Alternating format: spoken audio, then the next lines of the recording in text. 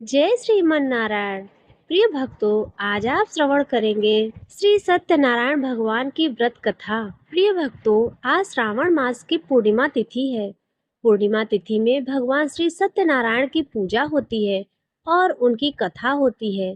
भगवान श्री सत्यनारायण की व्रत कथा और पूजा करने से भक्तों को अनंत गुना कोटि फल की प्राप्ति होती है और उनके सभी दुख दरिद्र मिट जाते हैं। तो आइए बड़े ही प्रसन्न चित्त मन से इस कथा को सुनते हैं। एक समय नैमिषारण्य तीर्थ में शौनकादि 88,000 ऋषियों ने श्री सूत जी से पूछा, हे प्रभु, इस कलयुग में वेद विद्या रहित मनुष्यों को प्रभु भक्ति किस प्रकार मिलेगी और उनका उद्धार कैसे होगा। इसलिए हे मुनि श्रेष्ठ, कोई ऐसा तप कहिए जिससे थोड़े समय में ही पुण्य फल प्राप्त हो जाए तथा मनोइच्छित फल मिले। वह कथा सुनने की हमारी बड़ी इच्छा है। सर्वशास्त्र ज्ञाता श्री सूत जी बोले, हे वैष्णवों, पूज्य आप सब ने प्राणियों के हित की बात पूछी है। अब मैं उस श्रेष्ठ व्रत को आप लोगों से कहूंगा जिस व्रत को नारद जी ने लक्ष्मी नारायण जी से पूछा था और लक्ष्मीपति ने मुनि श्रेष्ठ नारद जी से कहा था। सो ध्यान से सुनिए। एक समय योगी राज नारद जी दूसरों के हित की इच्छा से अनेकों लोकों में घूमते हुए मृत्यु लोक में आ पहुँचे।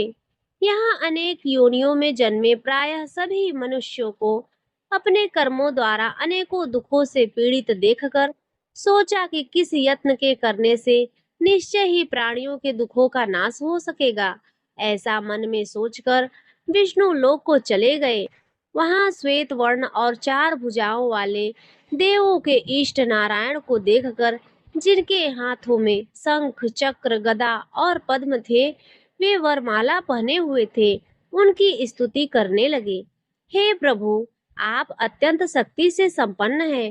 मन तथा वाणी भी आपको नहीं पा सकती। आपका आदि मध्य अंत नहीं है। निर्गुण स्वरूप सृष्टि के आदिभूति व भक्तों के दुखों को नष्ट करने वाले हो आप। आपको मेरा नमस्कार है। नारद से इस प्रकार की स्तुति सुनकर विष्णु भगवान बोले, हे मुनि श्रेष्ठ, आपके मन में क्या है? आप किस काम के लिए आए हैं? निसंकोच होकर कहिए। तब नारद मुनि बोले, मृत्यु लोक में सब मनुष्य जो अनेक योनियों में पैदा हुए हैं, अपने अपने कर्मों के द्वारा अनेक प्रकार के दुखों से दुखी हो रहे हैं। हे नाथ, मुझ पर दया रखते हो तो बताइए कि उन मनुष्यों के सब दुख थोड़े से ही प्रयत्न से कैसे दूर हो सकते हैं। तब भगवान विष्णु ने कहा, हे नारद, मनुष्यों की भलाई के लिए तुमने बहुत ही अच्छी बात पूछी है। जिस काम के करने से मनुष्य मोह से छूट जाता है वह मैं कहता हूँ, सुनो। बहुत पुण्य देने वाला स्वर्ग तथा मृत्यु लोक में दुर्लभ एक उत्तम व्रत है। आज मैं प्रेम वश होकर तुमसे कहता हूँ। सत्यनारायण का यह व्रत अच्छी तरह विधि पूर्वक करने से मनुष्य आयु पर्यंत यहाँ सुख भोग कर मरने पर मोक्ष को प्राप्त होता है। श्री भगवान के वचन सुनकर नारद मुनि बोले कि उस व्रत का क्या फल है? क्या उस व्रत का विधान है और किसने यह व्रत किया है और किस दिन यह व्रत करना चाहिए? हे प्रभु, विस्तार से कहिए। भगवान श्री विष्णु बोले, दुख शोक आदि को दूर करने वाला, धन धान्य को बढ़ाने वाला, सौभाग्य तथा संतान को देने वाला, यह व्रत सब स्थानों पर विजय करने वाला है। भक्ति और श्रद्धा के साथ किसी भी दिन मनुष्य श्री सत्यनारायण की शाम के समय ब्राह्मणों और बंधुओं के साथ धर्मपरायण होकर पूजा करे। भक्ति भाव से नैवेद्य, केले का फल, घी, दूध और गेहूं का चूर्ण सवाया ले। गेहूं के अभाव में साठी का चूर्ण, शक्कर और गुड़ ले और सब भक्षण योग्य पदार्थ जमा करके भगवान को अर्पण करे। बंधुओं सहित ब्राह्मणों को भोजन कराए। इसके पश्चात स्वयं भी भोजन करे। नृत्य गीत आदि का आचरण करके भगवान सत्यनारायण का स्मरण करते हुए समय व्यतीत करे। इस तरह व्रत करने पर मनुष्यों की सभी इच्छा निश्चय ही पूरी होती है। विशेषकर कली काल में भूमि पर यही मोक्ष का सरल उपाय है। इसके प्रसंग में सूत जी बोले, हे ऋषियों, जिसने पहले समय में इस व्रत को किया है उसका इतिहास कहता हूँ, ध्यान से सुनो। सुंदर काशीपुर नगरी में एक अत्यंत निर्धर ब्राह्मण रहता था। वह भूख और प्यास से बेचैन हुआ नित्य पृथ्वी पर घूमता था। ब्राह्मणों से प्रेम करने वाले भगवान ने ब्राह्मण को दुखी देखकर बूढ़े ब्राह्मण का रूप धर के उसके पास जाकर आदर के साथ पूछा, हे विप्र, नित्य दुखी हुआ पृथ्वी पर क्यों घूमते हो? हे श्रेष्ठ ब्राह्मण, यह सब मुझसे कहो, मैं सुनना चाहता हूँ। ब्राह्मण बोला, मैं निर्धन ब्राह्मण हूँ, भिक्षा के लिए पृथ्वी पर फिरता हूँ। हे भगवान, यदि आप इसका उपाय जानते हो तो कृपया करके कहो। वृद्ध ब्राह्मण बोला कि सत्यनारायण भगवान मनवांछित फल देने वाले हैं, इसलिए हे ब्राह्मण, तू उसका पूजन कर, जिसके करने से मनुष्य दुखों से मुक्त होता है। ब्राह्मण को व्रत का सारा विधान बताकर बूढ़े ब्राह्मण का रूप धारण करने वाले सत्यनारायण भगवान अंतर्ध्यान हो गए। जिस व्रत को वृद्ध ब्राह्मण ने बताया है, मैं उसको अवश्य ही करूंगा, ऐसा मन में विचार करके वह सोने की कोशिश करता है। यह निश्चय करने पर भी उसे रात में नींद नहीं आई। वह सवेरे उठकर सत्यनारायण के व्रत का निश्चय करके भिक्षा के लिए चला गया। उस दिन उसको भिक्षा में बहुत धन मिला, जिससे बंधु बांधवों के साथ उसने सत्यनारायण जी का व्रत किया। इसके करने से वह ब्राह्मण सब दुखों से छूटकर अनेक प्रकार की संपत्तियों से युक्त हो गया। उस समय से वह ब्राह्मण हर मास व्रत करने लगा। इस तरह सत्यनारायण भगवान के व्रत को जो करेगा, वह सब पापों से छूटकर मोक्ष को प्राप्त होगा। आगे जो पृथ्वी पर सत्यनारायण का व्रत करेगा, वह मनुष्य सब दुखों से छूट जाएगा। इस तरह नारद जी ने नारायण का कहा हुआ यह व्रत मैंने तुमसे कहा। हे विप्र, मैं अब और क्या कहूँ? तब ऋषि बोले, हे मुनीश्वर, संसार में इस ब्राह्मण से सुनकर किस किस ने इस व्रत को किया, हम वह सब भी सुनना चाहते हैं। इसके लिए हमारे मन में बहुत श्रद्धा है। सूत जी बोले, हे मुनियों, जिस जिसने इस व्रत को किया है, वह सब सुनो।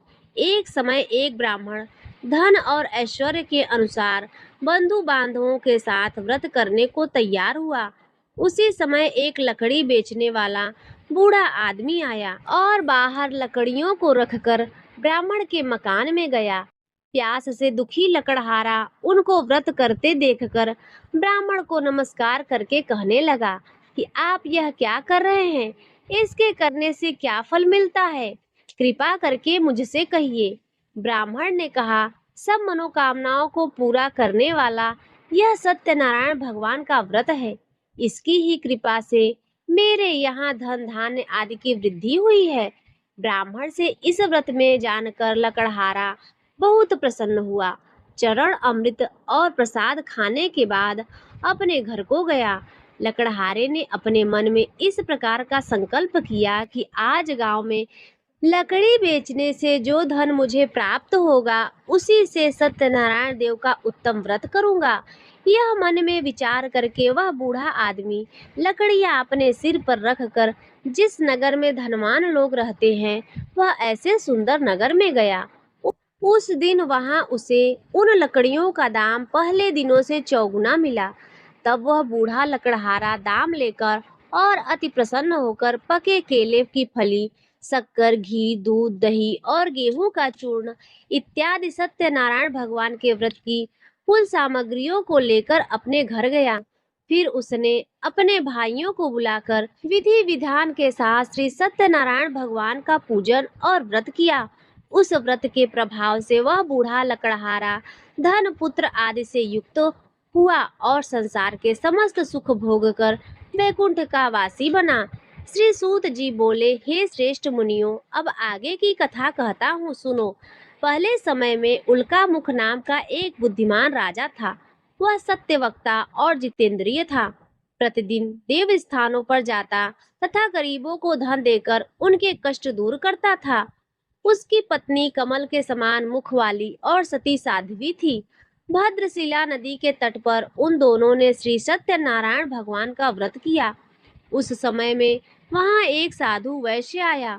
उसके पास व्यापार के लिए बहुत सा धन था। वह नाव को किनारे पर ठहराकर राजा के पास आ गया और राजा को व्रत करते हुए देखकर विनय के साथ पूछने लगा, हे राजन, भक्ति युक्त चित्त से यह आप क्या कर रहे हैं? मेरी सुनने की इच्छा है, सो आप यह मुझे बताइए।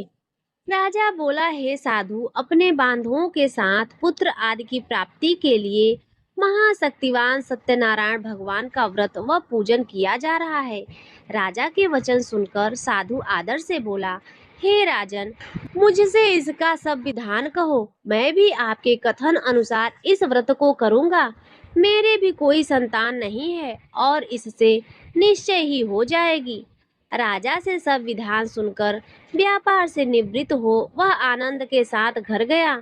साधु ने अपनी स्त्री से संतान देने वाले उस व्रत का समाचार सुनाया और कहा कि जब मेरे संतान होगी तब मैं इस व्रत को करूंगा। साधु ने ऐसे वचन अपनी स्त्री लीलावती से कहे। एक दिन उसकी स्त्री लीलावती पत्नी के साथ आनंदित होकर सांसारिक धर्म में प्रवृत्ति होकर सत्यनारायण भगवान की कृपा से गर्भवती हो गई तथा 10वें महीने में उसकी एक सुंदर कन्या का जन्म हुआ। दिनों दिन वह इस तरह बढ़ने लगी जैसे शुक्ल पक्ष का चंद्रमा बढ़ता है। कन्या का नाम कलावती रखा गया। तब लीलावती ने मीठे शब्दों में अपने पति से कहा, हे स्वामी, आपने जो संकल्प किया था भगवान का व्रत करूंगा, अब आप उसे पूरा करिए। साधु बोला, हे प्रिय, इसके विवाह पर करूंगा। इस प्रकार अपनी पत्नी को आश्वासन देकर वह नगर को गया। कलावती पितृगृह में वृद्धि को प्राप्त हो गई।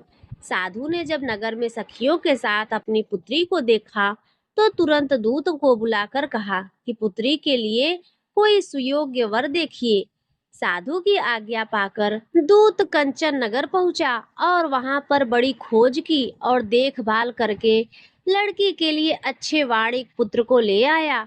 उस सुयोग्य लड़के को देखकर साधु ने अपने बंधु बांधवों सहित प्रसन्नचित्त अपनी पुत्री का विवाह उसके साथ कर दिया। किंतु दुर्भाग्य से विवाह के समय भी उस व्रत को करना भूल गया। तब श्री भगवान सत्यनारायण क्रोधित हो गए और श्राप दिया कि तुम्हें दारुण दुख प्राप्त होगा। अपने कार्य में कुशल साधु बनिया जामाता सहित समुद्र स्थित रत्नपुर नगर में गया और वहां दोनों ससुर जमाई चंद्रकेतु राजा के उस नगर में व्यापार करने लगे। एक रोज भगवान सत्यनारायण की माया से प्रेरित होकर चोर राजा का धन चुराकर भागा जा रहा था, किंतु राजा के दूतों को आता देखकर चोर ने घबराकर भागते हुए राजा के धन को वहीं चुपचाप रख दिया जहां वो ससुर जमाई ठहरे हुए थे। तब दूतों ने उस साधु वैश्य के पास राजा के धन को रखा देखा तो वे दोनों को बांधकर ले गए और प्रसन्नता से दौड़ते हुए राजा के समीप जाकर बोले, हे राजन, यह दो चोर हम पकड़कर ले आए हैं, देखकर आज्ञा दे। तब राजा की आज्ञा से उनको कठोर कारावास में डाल दिया गया और उनका सब धन छीन लिया गया। सत्यनारायण भगवान के श्राप के द्वारा उनकी पत्नी भी घर पर बहुत दुखी हुई और घर पर जो भी धन रखा था चोर उसे चुराकर ले गए। शारीरिक व मानसिक पीड़ा तथा भूख प्यास से अति दुखित होकर अन्न की चिंता में कलावती एक ब्राह्मण के घर गई। वहां उसने सत्यनारायण भगवान का व्रत होते देखा। फिर कथा सुनी तथा प्रसाद ग्रहण करके रात को घर आई। माता ने कलावती से कहा, हे पुत्री, अब तक कहाँ रह गई थी? तेरे मन में क्या है? कलावती बोली, हे माता, मैंने एक ब्राह्मण के घर में श्री सत्यनारायण भगवान का व्रत देखा है। कन्या के वचन सुनकर लीलावती भगवान के पूजन की तैयारी करने लगी। लीलावती ने परिवार और बंधुओं सहित श्री सत्यनारायण भगवान का पूजन किया और वर मांगा कि मेरे पति और दामाद शीघ्र आ जाएं। साथ ही प्रार्थना की कि हम सबका अपराध क्षमा करो। सत्यनारायण भगवान इस व्रत से संतुष्ट हो गए और राजा चंद्रकेतु को स्वप्न में दर्शन देकर कहा, हे राजन, दोनों वैश्यों को प्रातः ही छोड़ दो और सब धन जो तुमने ग्रहण किया है वह दे दो, नहीं तो मैं तेरा धन, राज्य, पुत्र आदि सब नष्ट कर दूंगा। राजा से ऐसे वचन कहकर भगवान अंतर ध्यान हो गए। प्रातःकाल राजा चंद्रकेतु ने सभा में अपना स्वप्न सुनाया। फिर दोनों ससुर जमाई को कैद से मुक्त करा के सभा में बुलाया। दोनों ने आते ही राजा को नमस्कार किया। राजा मीठे वचनों से बोले, हे महानुभावों, दुर्भाग्यवश ऐसा कठिन दुख आपको प्राप्त हुआ है। अब तुम्हें कोई भय नहीं है। ऐसा कहकर राजा ने उनको नए नए वस्त्र आभूषण पहनाए तथा उनका जितना धन लिया था उसको दुगना धन देकर आदर सहित विदा कर दिया। दोनों वैश्य अपने घर को चले गए। सूत जी बोले, वैश्य के मंगलाचरण करके यात्रा आरंभ की और अपने नगर को चला। उनके थोड़ी ही दूर निकलने पर दंडी वेशधारी सत्यनारायण भगवान ने उनसे पूछा, हे साधु, तेरी नाव में क्या है? अभिमानी वाणिक हंसता हुआ बोला, हे दंडी, आप क्यों पूछते हो? क्या धन लेने की इच्छा है? मेरी नाव में तो बेल आदि पत्ते हैं। वैश्य का कठोर वचन सुनकर भगवान ने कहा, तुम्हारा वचन सत्य हो। दंडी ऐसा कहकर वहां से दूर चले गए और कुछ दूर जाकर समुद्र के किनारे बैठ गए। दंडी के जाने पर वैश्य ने नित्य क्रिया करने के बाद नाव को ऊंची उठी देखकर अचंभा किया और नाव में बेल पत्ते आदि देखकर मूर्छित होकर जमीन पर गिर पड़ा। फिर मूर्छा से उठने पर अत्यंत शोक प्रकट करने लगा। तब उसका दामाद बोला कि आप शोक ना करें, यह दंडी स्वामी का श्राप है, अतः उनकी शरण में चलना चाहिए, तभी हमारी मनोकामना पूरी होगी। दामाद के वचन सुनकर वह दंडी वेशधारी के पास पहुँचे और अत्यंत भक्ति भाव से नमस्कार करके बोले, मैंने जो आपसे असत्य वचन कहे थे उनको क्षमा करो। ऐसा कहकर महान शोकातुर होकर रोने लगा। तब दंडी भगवान बोले, हे वाणिक पुत्र, मेरी आज्ञा से बार बार तुम्हें दुख प्राप्त हुआ है तो मेरी पूजा से विमुख हुआ है। साधु बोला, हे भगवान, आपकी माया से मोहित ब्रह्मा आदि भी आपके रूप को नहीं जानते, तब मैं अज्ञानी कैसे जान सकता हूँ? आप प्रसन्न होइए, मैं सामर्थ्य के अनुसार आपकी पूजा अवश्य करूँगा। मेरी रक्षा करो और पहले के समान नौका में धन भर दो। उसकी भक्ति युक्त वचन सुनकर भगवान प्रसन्न होकर उसकी इच्छा के अनुसार वर देकर अंतर्ध्यान हो गए। तब उन्होंने नाव पर आकर देखा कि नाव धन से परिपूर्ण है। फिर भी वह भगवान सत्यनारायण का पूजन कर साथियों सहित अपने नगर को चला। अब अपने नगर के निकट पहुंचा, तब दूत को घर भेजा। दूत ने साधु के घर जाकर उसकी स्त्री को नमस्कार करके कहा, साधु अपने दामाद सहित इस नगर के समीप आ गए हैं। ऐसा वचन सुनकर साधु की स्त्री ने बड़े हर्ष के साथ सत्यदेव का पूजन कर पुत्री से कहा, मैं अपने पति के दर्शन को जाती हूँ, तुम कार्य पूर्ण करके शीघ्र आ जाना। माता के ऐसे वचन सुनकर कलावती प्रसाद छोड़कर पति के पास पहुंच गई। प्रसाद की अवज्ञा के कारण सत्यनारायण भगवान रुष्ट होकर उसके पति को नाव सहित पानी में डुबो दिया। कलावती अपने पति को न देखकर रोती हुई जमीन पर गिर गई। इस तरह नौका को डूबा हुआ तथा कन्या को रोता हुआ देखकर साधु दुखी होकर बोला, हे प्रभु, मुझसे या मेरे परिवार से जो भूल हुई है उसे क्षमा करो। उसके दीन वचन सुनकर सत्यदेव प्रसन्न हो गए और आकाशवाणी हुई, हे साधु, तेरी कन्या ने मेरे प्रसाद को छोड़कर आई है, इसीलिए इसका पति अदृश्य हुआ है। यदि वह घर जाकर प्रसाद खाकर लौटे तो इसे पति अवश्य मिलेगा। ऐसी आकाशवाणी सुनकर कलावती ने घर पहुंचकर प्रसाद खाया, फिर आकर अपने पति के दर्शन किए। तत्पश्चात साधु ने बंधु बांधवों सहित सत्यदेव का विधि पूर्वक पूजन किया। उस दिन से वह पूर्णिमा को सत्यनारायण भगवान का पूजन करने लगा। फिर इस लोक के सुख को भोग कर अंत में स्वर्ग के लोक को गया। सूत जी बोले, हे ऋषियों, मैं और एक कथा कहता हूँ, सुनो। प्रजा पालन में लीन तुंगध्वज नाम का राजा था। उसने भी भगवान का प्रसाद त्याग कर बहुत दुख पाया। एक समय वन में जाकर वन्य पशुओं को मारकर बड़ के पेड़ के नीचे आया। वहां उसने ग्वालों की भक्ति भाव से बांधवों सहित सत्यनारायण जी का पूजन करते हुए देखा। राजा देखकर भी अभिमानवश वहां नहीं गया और ना ही पूजन किया या ना ही प्रणाम किया। जब ग्वालों ने भगवान का प्रसाद उसके सामने रखा तो वह प्रसाद को त्याग कर अपनी सुंदर नगरी को चला गया। वहां उसने अपना सब कुछ नष्ट पाया, तो वह जान गया कि यह सब भगवान ने किया है। तब वह विश्वास करके ग्वालों के समीप गया और विधि पूर्वक पूजन करके प्रसाद तो खाया। सत्यदेव भगवान की कृपा से पहले जैसा था वैसा ही हो गया। दीर्घ काल तक सुख भोग कर मरने पर स्वर्ग लोक को प्राप्त हुआ। जो मनुष्य इस परम दुर्लभ व्रत को करेगा, भगवान सत्यनारायण की कृपा से उसे धन धान्य की प्राप्ति होगी। निर्धन धनी और बंदी बंधन से मुक्त होकर निर्भय हो जाता है। संतानहीनों को संतान प्राप्त होती है तथा सब मनोरथ पूर्ण होकर अंत में वैकुंठ धाम को जाता है। यह सत्य है। श्री सूत जी कहते हैं कि ब्राह्मणों, आपको मैंने सत्यनारायण व्रत की यह पावन कथा सुनाई है। इस व्रत का पालन करके मनुष्य सभी दुखों से मुक्त हो जाता है। विशेषतः कलयुग में श्री सत्यनारायण की पूजा महान फल देने वाली है। इन देवता को कोई सत्यनारायण कहते हैं और कोई सत्यदेव कहते हैं। अनेक रूपों में श्री सत्यनारायण भगवान सभी के मनोरथों को पूर्ण करते हैं। ये सनातन सत्यदेव कलयुग में सत्यव्रत के रूप में अवतरित होंगे। हे श्रेष्ठ मुनियों, जो मनुष्य नित्य इनका पठन व श्रवण करता है, श्री सत्यनारायण भगवान की कृपा से उसके सभी पाप नष्ट हो जाते हैं। तो प्रेम से बोलिए श्री सत्यनारायण भगवान की जय। प्रिय भक्तों, अब आइए सुनते हैं भगवान सत्यनारायण की आरती। ओम जय जगदीश हरे, स्वामी जय जगदीश हरे। भक्त जनों के संकट, दास जनों के संकट क्षण में दूर करे। ओम जय जगदीश हरे।